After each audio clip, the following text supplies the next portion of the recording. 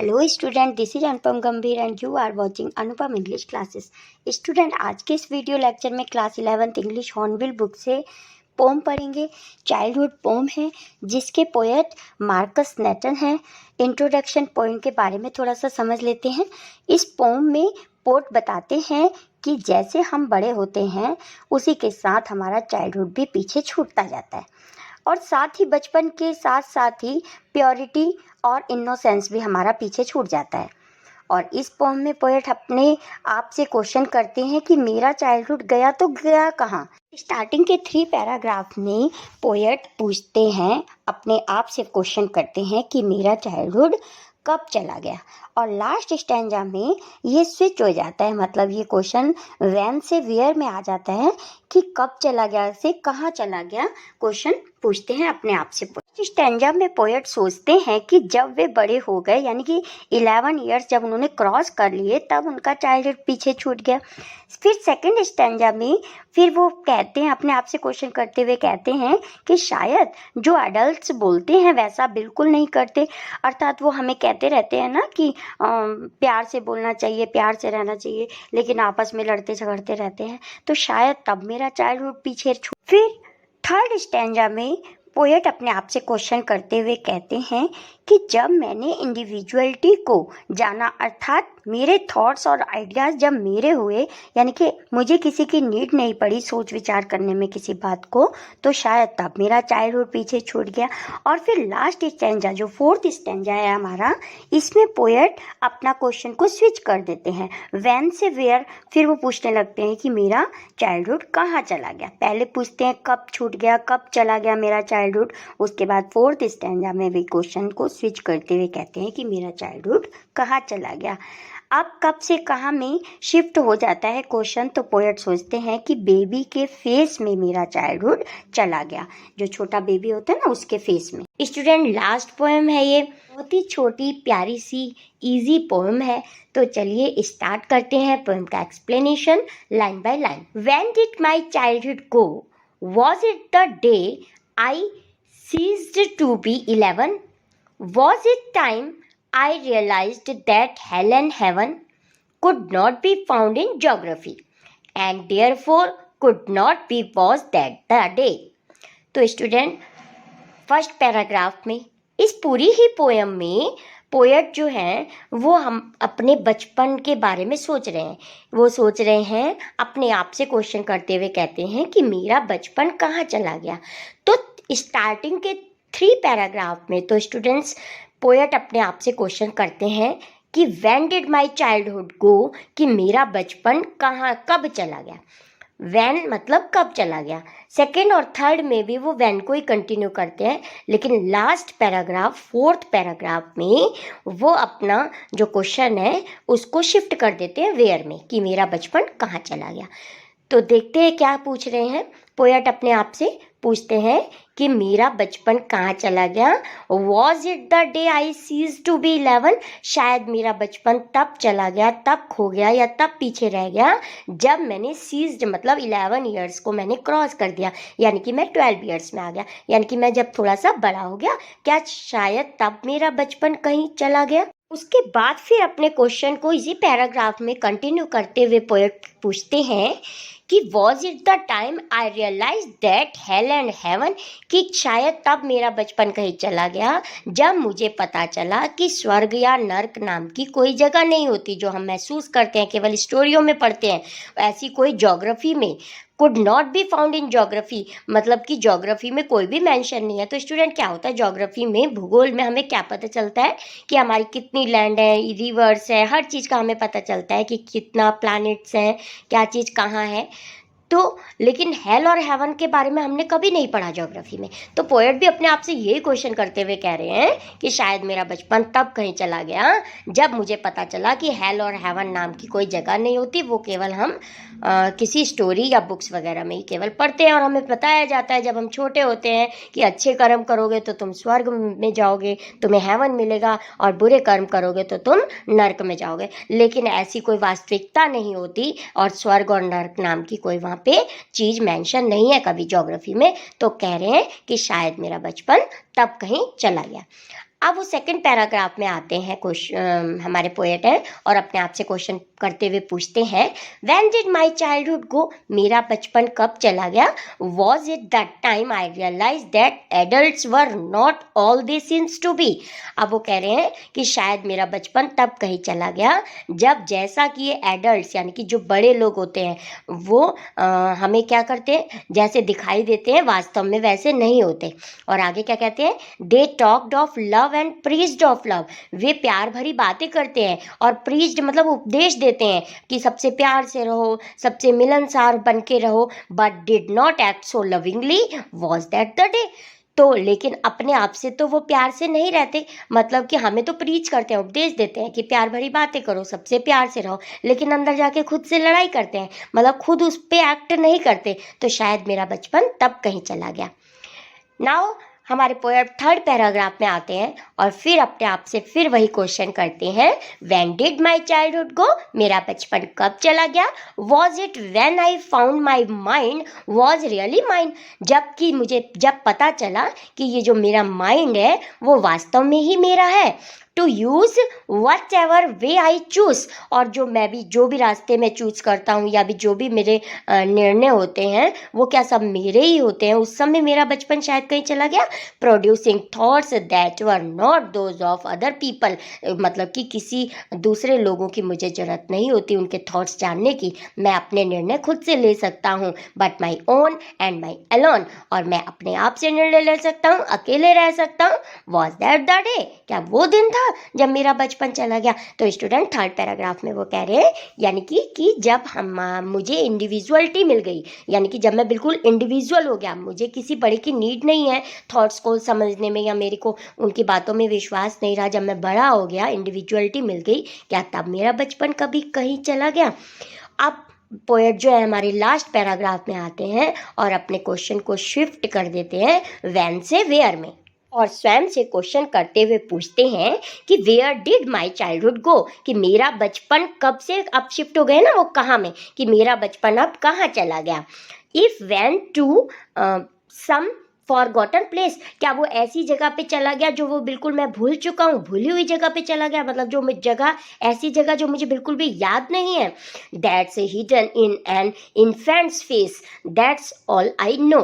तो और वो कहते हैं कि शायद मेरा बचपन एक इन्फेंट यानी कि एक न्यू बॉर्न बेबी के फेस में चला गया। जब हम न्यू बॉर्न बेबी को देखते हैं स्टूडेंट्स, तो कैसा फील होता है, हमें कितना अच्छा फील होता है, हमें कितना प्यार आता है ना, उसको प्यार करने का मन करता है। क्यों करता है, क्योंकि वो बेबी ऐसा होता है, इनोसेंट होता है, प्योरिटी होती है उसके अंदर, कोई भी ऐसी हीन भावना किसी के प्रति उसमें कुछ भी नहीं होता, पूरी तरह से प्योरिटी होती है इन्फेंट बेबी के बीच में, अगर उसके फेस के बीच में, उसको फेस को अगर हम देखते हैं।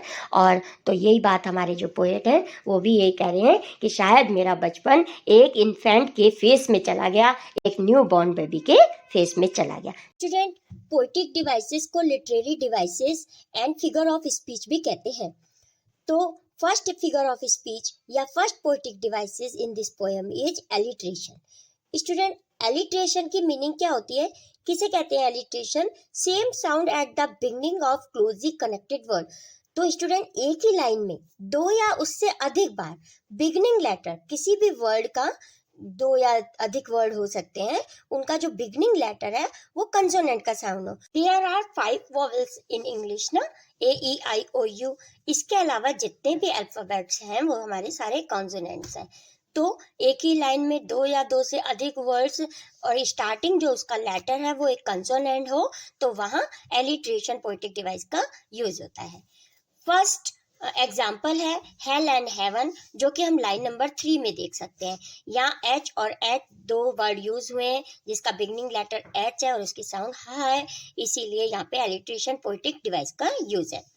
नेक्स्ट एग्जाम्पल सेकेंड हम देख सकते हैं was that the day, line number 6, 12 and 18 में द और द की साउंड आ रही है, इसीलिए यहाँ पोएटिक डिवाइस एलिट्रेशन है। नेक्स्ट हम देख सकते हैं लाइन नंबर 14 में was it when, line number 14 है वॉज इट व्हेन, तो यहाँ पे वह WW 2 बार रिपीट हुआ है, इसलिए यहाँ पोएटिक डिवाइस एलिट्रेशन है। इसी लाइन में, सेम ही लाइन में आगे बढ़े तो I found my mind was really mine, माँ की साउंड बार बार रिपीट होने की वजह से यहाँ पोएटिक डिवाइस एलिट्रेशन का यूज है। नेक्स्ट एग्जाम्पल हम देख सकते हैं लाइन नंबर 15 में, विच एवर वे, तो यहाँ भी व और व की साउंड रिपीट होने से एलिट्रेशन पोएटिक डिवाइस है। नेक्स्ट हेल एंड हेवन तो हम पढ़ चुके हैं। So now we come on next poetic devices is enjambment. Enjambment poetic devices the continuation of sentence to multiple line, तो जब हमारी एक लाइन एंड हो जाती है, उसमें कोई पंक्चुएशन मार्क नहीं होता और हम नेक्स्ट लाइन में आ जाते हैं, तो वहाँ स्टूडेंट्स एंजाममेंट पोएटिक डिवाइस का यूज होता है। फॉर द एग्जाम्पल हम देख सकते हैं लाइन नंबर 8 से लाइन नंबर 9 में बिना किसी पंक्चुएशन मार्क के हम आ गए हैं, इसीलिए यहाँ पोएटिक डिवाइस एंजाममेंट का यूज है। Next poetic device, third poetic device is personification. In this poetic device the attribution of human characteristics to non-human things and animal, जब किसी नॉन लिविंग थिंग्स को लिविंग की कैटेगरी में रख दिया जाता है, लिविंग मान लिया जाता है, तो वहाँ पोएटिक डिवाइस पर्सोनिफिकेशन का यूज होता है। In this poem childhood is personified, यहाँ चाइल्डहुड को एक पर्सन मान लिया गया है, तो यहाँ पोएटिक डिवाइस पर्सोनिफिकेशन का यूज है। तो it went to some forgotten place, क्या कहा है कि चाइल्डहुड जो है किसी फॉरगेटन प्लेस पे, यानी ऐसी जगह पे चला गया जिसको मैं बिल्कुल भूल चुका हूँ, भूली हुई जगह पे चला गया, तो चाइल्डहुड को क्या ह्यूमन मान लिया गया है ना, तो इसीलिए यहाँ पोएटिक डिवाइस पर्सोनिफिकेशन है, जो कि लाइन नंबर हम 20 में देख सकते हैं। Next poetic device is antithesis. In this poetic device the pairs opposite और contrasting ideas adjacent to each other, तो जब एक ही लाइन में एक साथ जब दो अपोजिट वर्ड यूज किए गए हों पोएम का इंप्रेशन बनाने के लिए, तो वहाँ पोएटिक डिवाइस एंटीथेसिस का यूज होता है। फॉर द एग्जांपल हम देख सकते हैं hell and heaven. Hell and heaven दोनों अपोजिट वर्ड्स हैं और इसलिए यहाँ पोएटिक डिवाइस एंटीथेसिस का यूज है। Now we come on next poetic device, repetition. Student, repetition poetic device को रिफ्रेन भी कहते हैं। It is the repetition of a word or phrases in the poem for poetic effect. तो जब किसी pome का पोएटिक इफेक्ट बढ़ाने के लिए कोई वर्ड्स या फ्रेजेस को हम बार बार पोम में यूज करते हैं, तो उस पोम में रिपीटिशन या रिफ्रेन पोएटिक डिवाइस का यूज होता है। For the example line number 1, 7 और 13 में देख सकते हैं हम, व्हेन डिड माई चाइल्डहुड गो, इस लाइन का यूज 3 बार हुआ है पोएम में, इसीलिए तो यहाँ पोएटिक डिवाइस रिपीटेशन का यूज है। नेक्स्ट हम देख सकते हैं एग्जाम्पल लाइन नंबर 6, 12 एंड 18 में, वॉज दैट द डे, इस लाइन इन वर्ड्स का भी यूज पोम में 2 से अधिक बार यूज किया गया है, इसीलिए यहाँ पोएटिक डिवाइस रिपीटेशन या रिफ्रेन पोएटिक डिवाइस का यूज है। Now we come on next poetic device, rhyme scheme. So in this poetic device student, जब राइमिंग वर्ड एक साथ यूज होते हैं तो वहाँ राइम स्कीम का यूज होता है। जैसा कि हम समझ सकते हैं, इस पोम में ABBCCD फर्स्ट पैराग्राफ की राइम स्कीम ABBCC और D है। किस प्रकार से है, एग्जाम्पल के थ्रू देखते हैं। स्टूडेंट्स, यहाँ हम देख सकते हैं फर्स्ट लाइन में लास्ट वर्ड गो है, इसका नेक्स्ट राइमिंग वर्ड यहाँ नहीं है, तो गो को हम A दे देते हैं, राइम स्कीम इसका क्या मान लेते हैं A। नेक्स्ट सेकेंड लाइन को मूव करते हैं। सो स्टूडेंट, सेकेंड लाइन का लास्ट वर्ड 11 है, जिसका rhyming word heaven, next line में हमें राइमिंग वर्ड भी मिल रहा है हेवन, तो 11 और हेवन दोनों राइमिंग वर्ड है। दोनों राइमिंग वर्ड होने की वजह से यहाँ पे इसकी राइम स्कीम हम B और B दे देते हैं, तो जिससे B और B होने से तो यहाँ राइम स्कीम हमारी बन चुकी है ABB। तो नेक्स्ट लाइन को मूव करते हैं स्टूडेंट। नेक्स्ट लाइन में है ज्योग्राफी और उसके बाद बी, तो ये दोनों राइमिंग वर्ड है, ज्योग्राफी बी दोनों राइम कर रहे हैं एक दूसरे से, तो इसलिए इसको हम दे देते हैं C एंड C। तो यहाँ पे ABB और C हमारी राइम स्कीम बन चुकी है।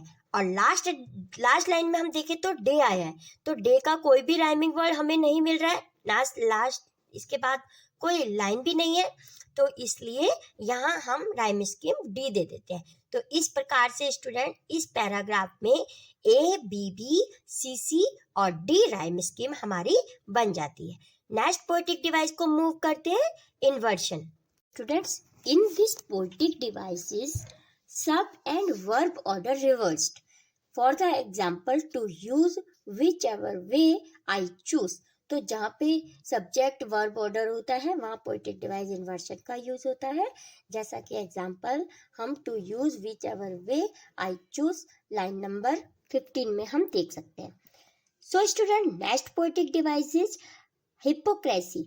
हिपोक्रेसी का मतलब होता है स्टूडेंट पाखंड करना किसी के साथ।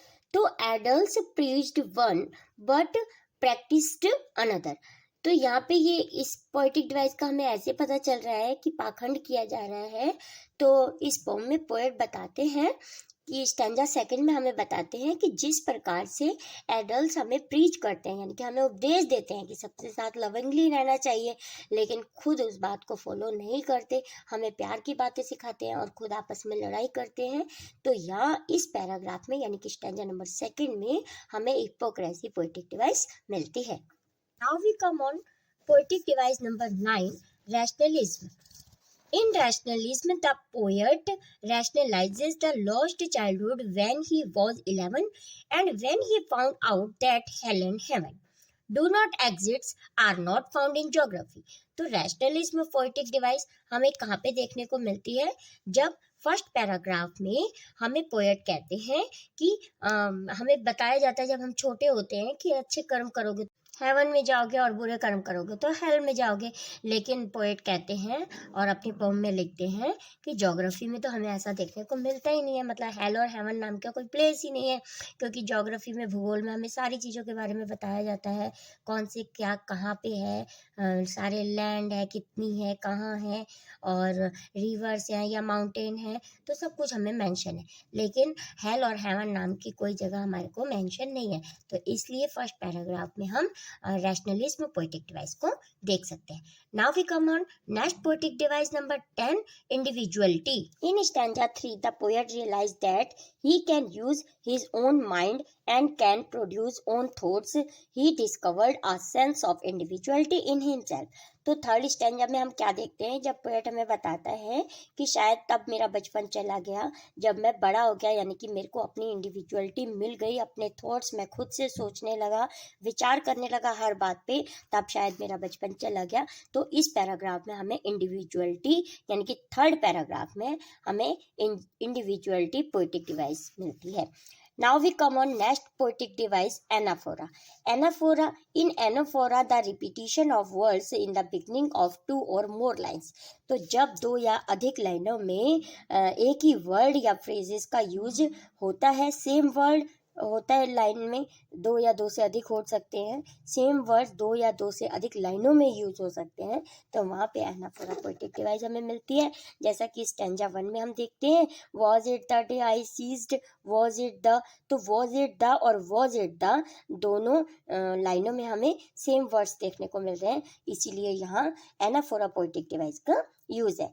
नेक्स्ट एग्जाम्पल हम स्टैंजा नंबर 4 में देख सकते हैं, जब दैट्स और दैट्स एक साथ यूज हुआ है दो लाइनों में, इसीलिए यहाँ एनाफोरा पोएटिक डिवाइस का यूज है। स्टूडेंट्स, इसी के साथ ही हमारा पोएटिक डिवाइस का ये वीडियो लेक्चर यहीं पे कंप्लीट होता है। चलिए स्टार्ट करते हैं। Question number 1, identify the stanza that talks of each of the following. ये वर्ड्स दिए हुए हैं स्टूडेंट, इंडिविजुअलिटी, रैशनलिज्म और हिपोक्रेसी। आपको चूज करके बताना है, पहचान के बताना है कि ये कौन कौन से स्टैंजा में यूज हुए हैं। तो इंडिविजुअलिटी की मीनिंग होती है खुद से डिसीजन लेना। थर्ड स्टैंजा में जब हमारे पोएट कहते हैं कि मेरा चाइल्डहुड कहाँ चला गया, अपने आप से क्वेश्चन करते हैं, उसके बाद थर्ड स्टैंजा में वो कहते हैं शायद मेरा जो चाइल्डहुड है वो तब कहीं चला गया जब मेरे को इंडिविजुअलिटी यानी कि जब मैं खुद से डिसीजन लेने वाला हो गया, यानी कि मैं बड़ा हो गया। नेक्स्ट वर्ड है रैशनलिज्म। तो स्टूडेंट, रैशनलिज्म हमें फर्स्ट स्टैंजा में मिलता है, जिसकी मीनिंग होती है लॉजिकली डिसीजन लेना, यानी कि सोच समझकर विचार करना। तो रैशनलिज्म हमें फर्स्ट स्टैंजा में मिलता है, जब पोएट कहते हैं, अपने आप से क्वेश्चन करते हुए कहते हैं कि मेरा चाइल्डहुड कहाँ चला, कब चला गया, जब शायद मैं 11 ईयर क्रॉस कर दिए मैंने, यानी कि मैं 12 ईयर्स का हो गया, यानी कि मैं थोड़ा सा बड़ा हो गया, तब शायद मेरा चाइल्डहुड कहीं चला गया। अब उसके बाद थर्ड वर्ड है स्टूडेंट्स, हिपोक्रेसी। हिपोक्रेसी का मतलब होता है पाखंड, झूठ करना, पाखंड करना, किसी के साथ झूठ बोलना, उसे हम हिपोक्रेसी कहते हैं। तो हिपोक्रेसी वर्ड हमें कहाँ, हिपोक्रेसी कौन से स्टैंजा की मीनिंग में हमें दिखाई देता है कि यहाँ हिपोक्रेसी हो रही है, पाखंड किया जा रहा है? Second stanza. तो स्टूडेंट सेकेंड स्टैंजा में जब हमें पोएट अपने आप से क्वेश्चन करते हुए पूछते हैं कि वे लोग जो एडल्ट्स लोग होते हैं, बड़े लोग होते हैं, वे हमें तो ज्ञान की बातें बताते हैं कि सबसे लविंगली रहना चाहिए, सबके साथ प्यार भरी बातें करनी चाहिए, लड़ाई झगड़ा नहीं करना चाहिए, लेकिन खुद इस पे फॉलो नहीं करते, यानी कि खुद आपस में लड़ते झगड़ते रहते हैं, तो शायद मेरा बचपन तब कहीं चला गया। तो हिपोक्रेसी हमें सेकेंड स्टैंडा में देखने को मिलती है। Students, now we come on question number second. What according to the poem is involved in the process of growing up? जैसे जैसे हम बड़े होते जाते हैं, ग्रोइंग अप हम बढ़ते जाते हैं, बड़े होते जाते हैं, वैसे वैसे हम इन्वॉल्व हो जाते हैं। तो पोम के अकॉर्डिंग हमें बताना, डिस्कस करना है। तो आंसर है, according to the poem the process of growing up involves attaining maturity and becoming a rational and logical thinker. तो जैसे जैसे पोएम के अनुसार क्या बताया गया है पोएम में कि जैसे जैसे हम बड़े होते जाते हैं, जैसे जैसे हम मैच्योर होते जाते हैं, वैसे वैसे हम लॉजिकल थिंकर बनते जाते हैं, यानी कि हम अपने आप से डिसीजन लेने वाले बनते जाते हैं और सोच समझ कर निर्णय लेने लगते हैं। A grown up can tell a difference between reality and fantasy.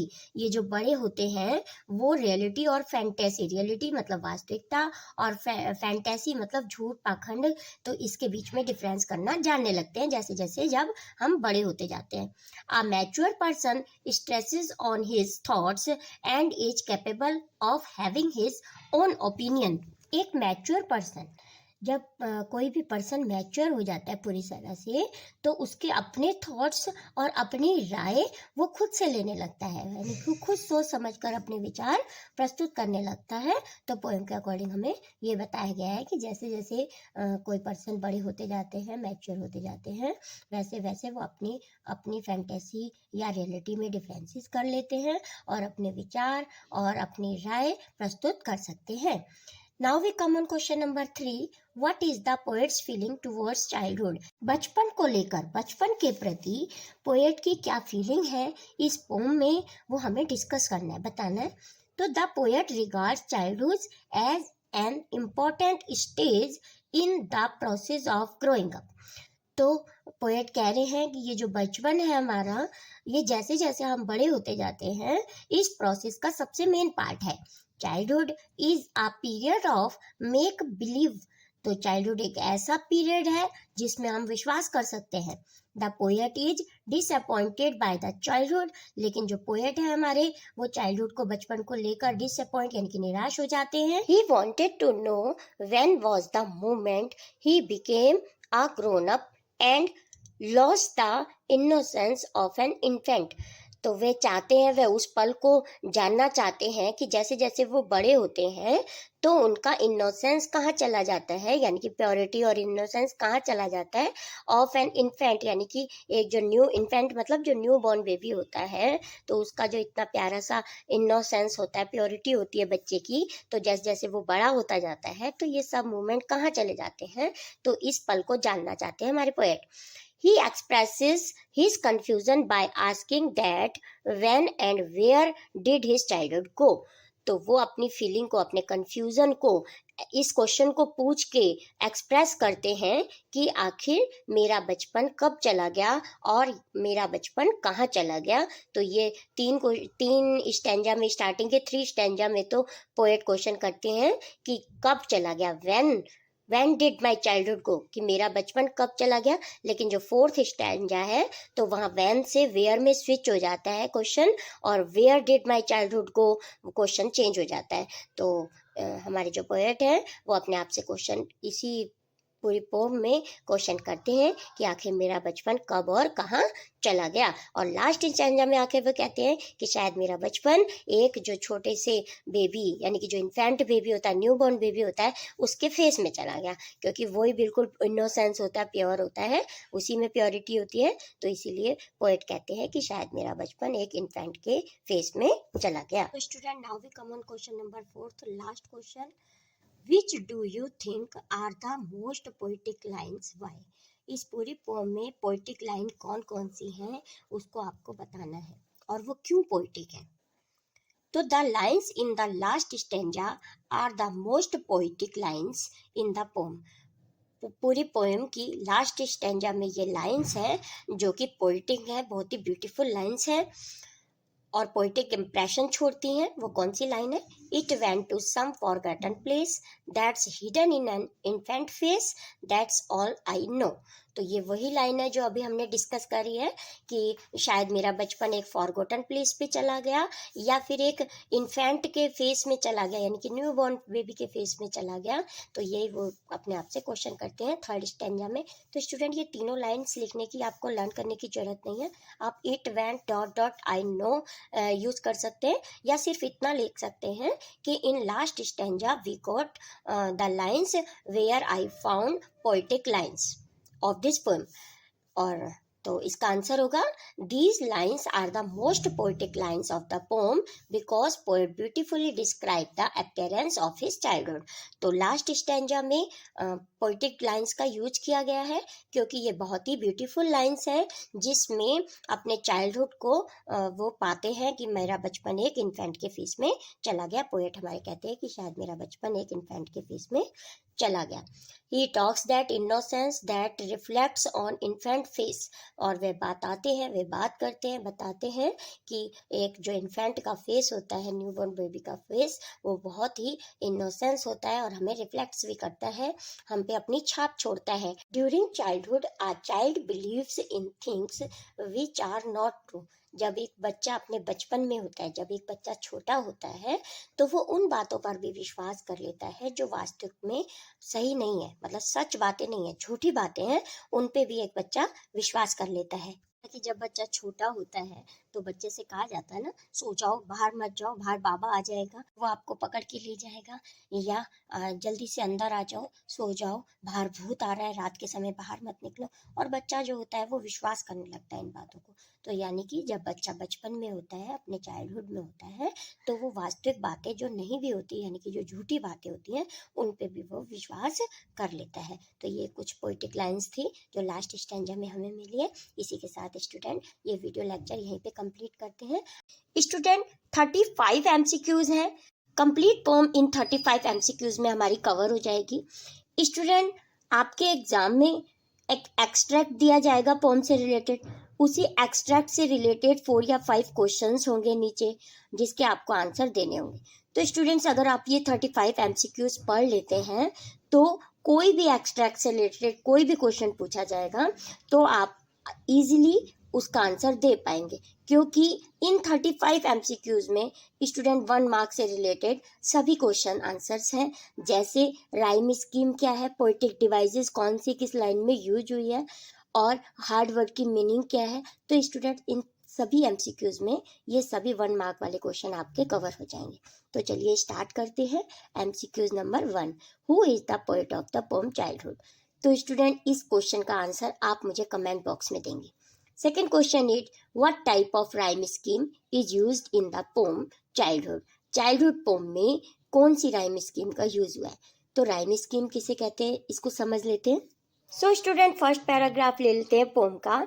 देखिए, इसमें फर्स्ट लाइन के लास्ट में गो है, जिसका नेक्स्ट राइमिंग वर्ड गो का राइमिंग वर्ड कुछ भी नहीं है, तो इसलिए हम इसको राइमिंग वर्ड इसका क्या मान लेंगे, ए। नेक्स्ट लाइन 11 है, 11 के बाद नेक्स्ट लाइन में हेवन है, तो 11 और हेवन दोनों राइमिंग वर्ड है ना, तो इसीलिए इसको राइमिंग स्कीम में इसमें मान लेंगे बी एंड डी। अब तक राइमिंग स्कीम हमारी क्या बन चुकी है, तीनों लाइनों में ए बी बी।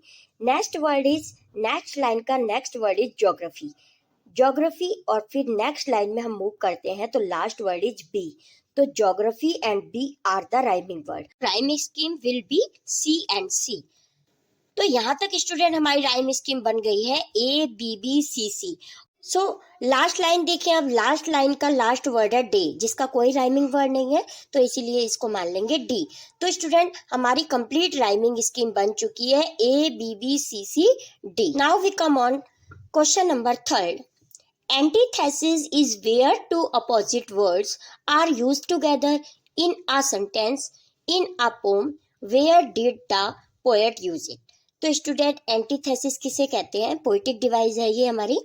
एंटीथेसिस कहते हैं जहां एक ही लाइन में दो अपोजिट वर्ड एक साथ एडजेसेंट में दिए हो, एडजेसेंट मतलब एक साथ साथ दिए हो दो अपोजिट वर्ड एक ही लाइन में, तो वहाँ हमारी पोइटिक डिवाइस एंटीथेसिस यूज होती है। तो यहाँ पोएट हमसे पूछ रहे हैं कि पोएट ने, ये क्वेश्चन हमसे किया जा रहा है कि पोएट ने एंटीथेसिस का कहाँ पर यूज किया है पोम में। तो hello and haven, first paragraph में हमें मिलता है हेल एंड हेवन। तो एंटीथेसिस पोएटिक डिवाइस का इस लाइन में हेल एंड हेवन। हेल क्या है? हेल किसे कहते हैं? नर्क होता है। हेवन स्वर्ग होता है। तो दोनों अपोजिट वर्ड है और एक साथ आया, एडजेसेंट है लाइन में, तो इसीलिए यहाँ पे एंटीथेसिस पोएटिक डिवाइस का यूज है। So now we move on question number 4. Which of these not one of the option where the poet thinks that his childhood has gone? 4 options दिए गए हैं जिसमें हमसे पूछा जा रहा है कि कौन सा एक ऐसा ऑप्शन है जिसमें पोएट ने चाइल्डहुड उनका कहीं चला गया ऐसा नहीं सोचा है। तो कौन सा ऑप्शन है? तो स्टूडेंट यहाँ पे चारों ऑप्शन को रीड कर लेते हैं। फर्स्ट ऑप्शन है the time when he ceased to be 12। मेरा चाइल्डहुड तब चला गया जब मैं 12 ईयर का हो गया। तो स्टूडेंट ऐसा कुछ भी पोम में हमारी मेंशन नहीं है, क्योंकि ऐसा जरूर है एक लाइन में मिलता है हमें फर्स्ट पैराग्राफ की लाइन में, the time when he cease to be 11 था वहां पे, और जबकि यहाँ दिया है 12, तो यही ऑप्शन होगा। नेक्स्ट ऑप्शन को मूव करते हैं तो the time when he realise that adults were hypocrites. तो जब पोएट सोचते हैं कि जो एडल्ट्स बड़े लोग होते हैं वो हिपोक्रेटिस हो जाते हैं, यानी कि पाखंडी होते हैं, यानी कि जैसा वो बोलते हैं उसको अपने आप में फॉलो नहीं करते। तो ये हमें लाइन मिलती है, मेंशन है हमारी पोएम में। नेक्स्ट है the time when he realise that hell and heaven could not be found in geography.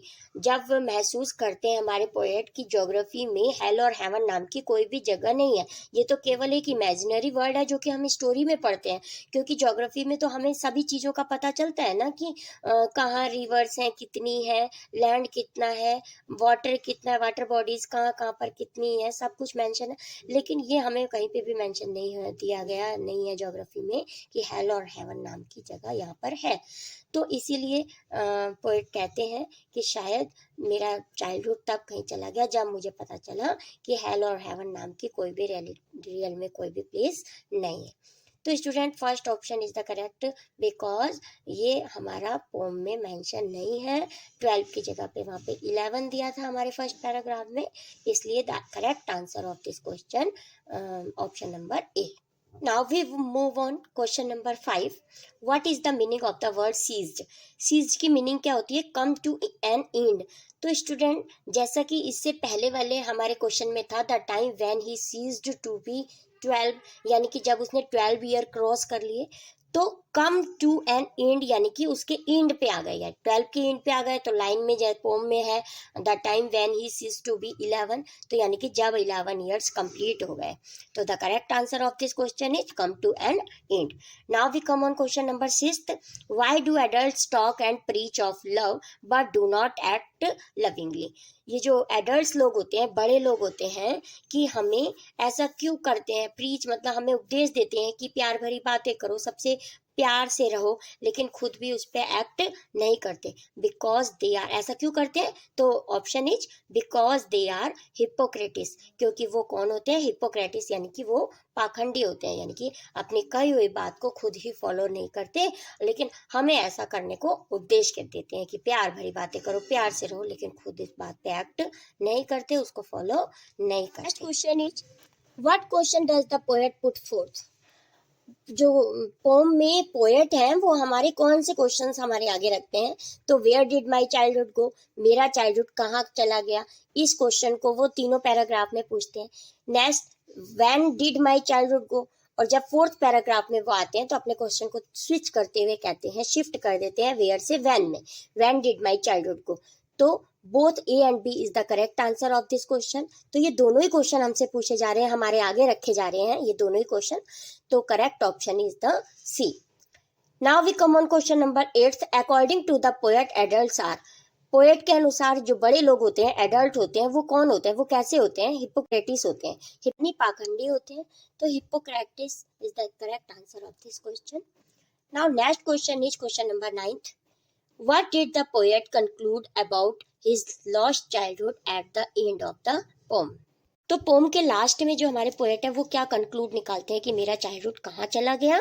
It went to some forgotten place is the correct answer of this question. क्योंकि last paragraph में mention है कि poet सोचते हैं कि मेरा जो childhood है वो एक ऐसी भूली हुई जगह में चला गया, मतलब ऐसी जगह पे चला गया जो वो मुझे बिल्कुल भी याद नहीं है, उस प्लेस को मैं बिल्कुल भूल चुका हूँ। Now, next question is, which poetic device has been used in the following lines? Was it when I found my mind was really mine? So student, alliteration is the correct answer of this question. Alliteration कौन सी poetic device होती है student? जहां पर एक ही line में ए ई आई ओ you ये 5 vowels को छोड़ के इसके बाद जितने भी अल्फाबेट्स बचते हैं वो सभी कॉन्सोनेंट्स होते हैं।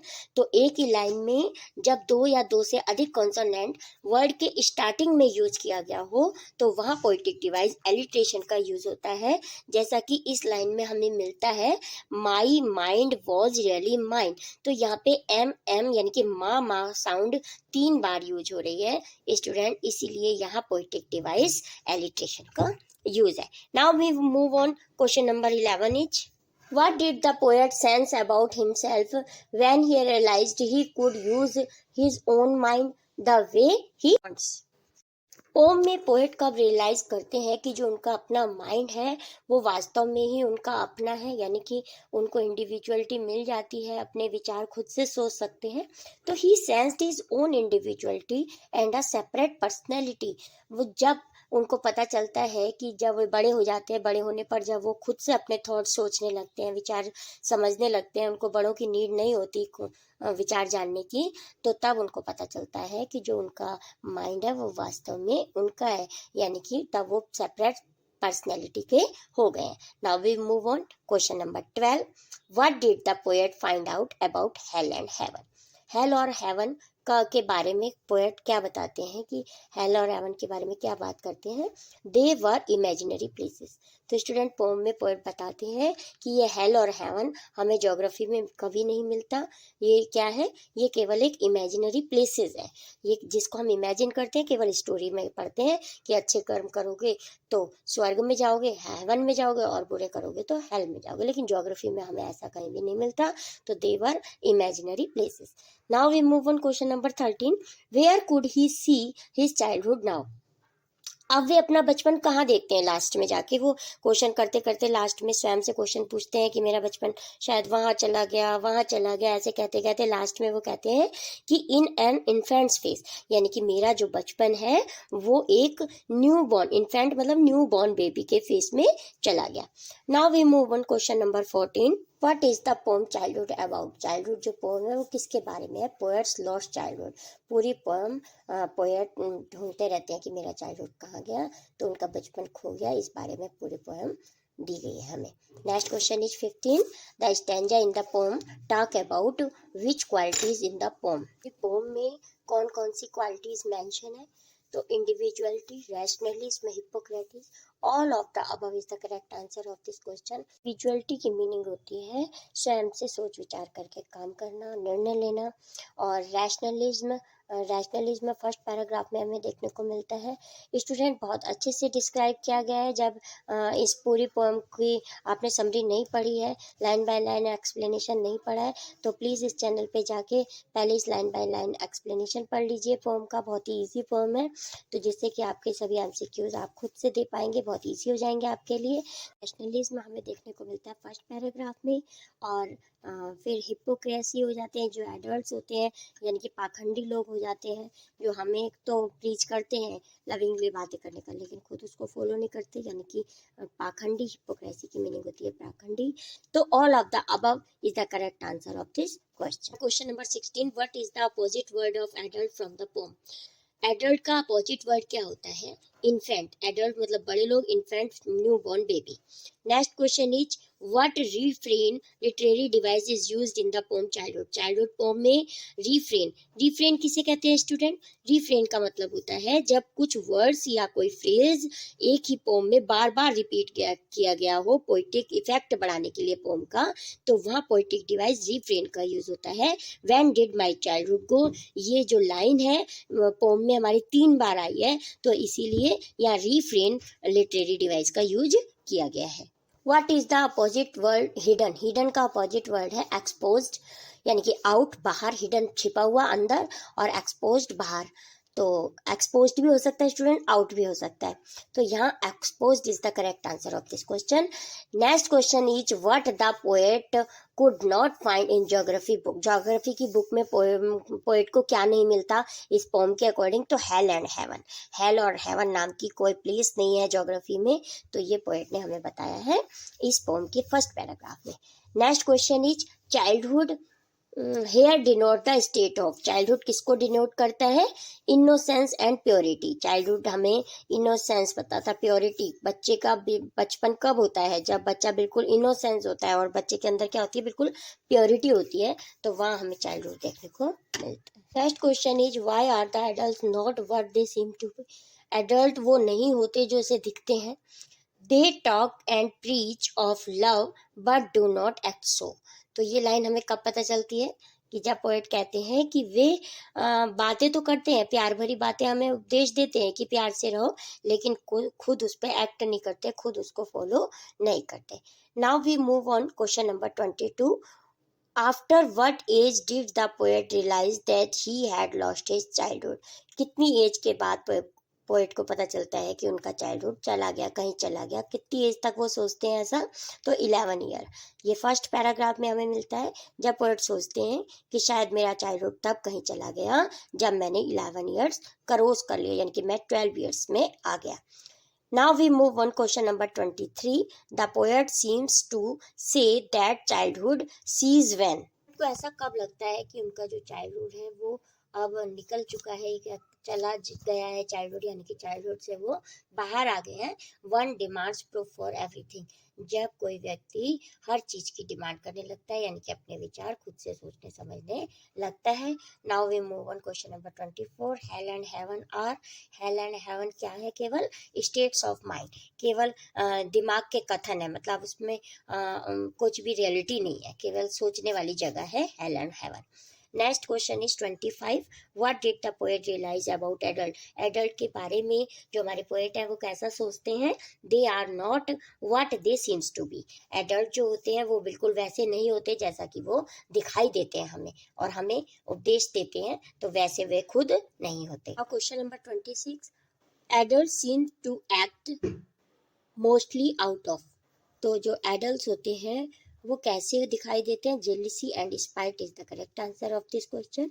27 question is what does the poet associate adulthood with. जो पोएट है वो एडल्ट को किससे एसोसिएट करते हैं? इंडिविजुअलिटी, यानी कि जब कोई पर्सन में इंडिविजुअलिटी आ जाती है तो वो चाइल्डहुड को क्रॉस कर देता है, यानी कि वो एडल्ट हो जाता है। तो individuality is the correct answer of this question. Now question number 28 is adults behaviour is often. प्राय जो एडल्ट्स का बिहेवियर होता है वो कैसा होता है? हिपोक्रिटिकल होता है, यानी कि पाखंडी होता है। Next question is 29। How does the poet seems to feel and the loss of his childhood. Childhood के बारे में जो पोएट है वो कैसा फील करते हैं? रिग्रेटफुल। स्टूडेंट, रिग्रेटफुल की मीनिंग होती है पछतावा, यानी कि वो पछताते हैं कि मेरा चाइल्डहुड कहीं चला गया, तो वो अफसोस करने लगते हैं कि चाइल्डहुड रहता तो ज़्यादा बेटर होता, तो मेरा चाइल्डहुड अब बिल्कुल जा चुका है जब मैं एडल्ट हो गया, यानी कि जब मैं बड़ा हो गया। Childhood is lost when we attain. Childhood कब चला जाता है? जब हम अटेंड करते हैं क्या? मैच्योरिटी, यानी कि जब हम मैच्योर हो जाते हैं, व्यस्तता आ जाती है जब हमारे अंदर, तो हमारा चाइल्डहुड चला जाता है। Next question 31 is one can find once lost childhood in. एक जो कोई एडल्ट होता है वो अपना चाइल्डहुड किसके अंदर देखता है? The face of a child. बच्चे के फेस में उसको अपना चाइल्डहुड दिखाई देता है। Next question is 32। The poet seems to express his. इस पोम में पोएट क्या एक्सप्रेस करते हुए दिखाई देते हैं? Surprise is the correct answer of this question. वो हैरान होते हैं, चौंकते हैं कि मेरा चाइल्डहुड कहाँ चला गया। Next question is 33। In childhood we don't have, childhood के समय हमारे पास क्या नहीं होते, आवर ओन थॉट्स, हमारे अपने विचार नहीं होते बचपन के दिनों में, हम जैसा हमारे पेरेंट्स बताते हैं हम उस पर विश्वास करते चले जाते हैं, क्योंकि हम बचपन के दिनों में होते हैं, उस समय हमारे अपने थॉट्स हमारे अपने नहीं होते, हम दूसरों पे विश्वास करते हैं। जैसे हमसे छोटेपन में बचपन में कहा जाता है ना, रात हो गई बाहर मत निकलो, बाबा आ जाएगा तुम्हें पकड़ के ले जाएगा, ऐसा अकेले बाहर मत निकलना, ऐसे कहा जाता है ना, और हम विश्वास कर लेते हैं। लेकिन जैसे जैसे हम बड़े होते हैं तो वो हमारे थॉट्स हमारे अपने होते जाते हैं, हमें पता चलता जाता है कि ये केवल हमें डराने के लिए कहा जाता है। तो now we move on next question 34। The poet longs for childhood innocence. Poet किसके बारे में बात करते हैं? चाइल्डहुड, बचपन के इनोसेंस के बारे में। Last question is 35। The face of an infant symbolizes, the new born baby का जो फेस होता है वो क्या सिंबलाइज करता है? इनोसेंस। हमें उसमें उसके फेस में इनोसेंस, प्योरिटी दिखाई देती है, इनोसेंस दिखाई देता है एक न्यू बॉर्न बेबी के फेस में। सो स्टूडेंट, इसी के साथ हमारे सभी एमसीक्यूज कंप्लीट होते हैं, और एमसीक्यूज के साथ साथ इस चैप्टर का हमने summary, line by line explanation, hard word, poetic devices, question answers, NCERT solutions and MCQs सभी कंप्लीट कर लिया student. Next video lecture 11th class के नेक्स्ट टॉपिक के साथ आपसे मिलते हैं।